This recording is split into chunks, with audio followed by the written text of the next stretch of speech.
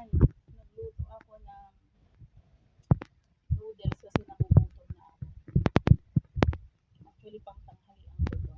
Ayan, naglaga ako ng sitaw at talong, yung puting talong. Ayan. Tapos, nung luto na, saka ko siya hinulugan ng noodles at isang egg. So, ito yung pantanghalian ko today.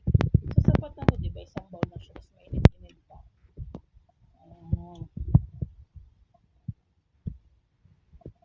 Ilang pirasong sitaw lang yan. Ano kasi, hindi ako masyadong kumakain na ngayon ng noodles na walang gulay kahit sa pansit canton.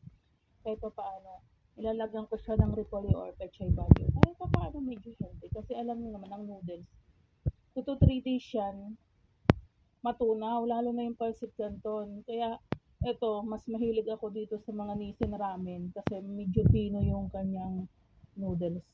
Kaya ito yung ginagamit ko.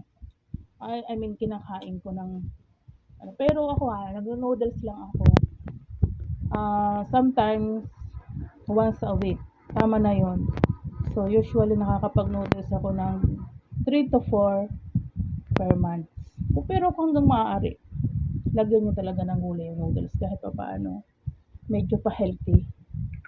Yes, so kain na tayo.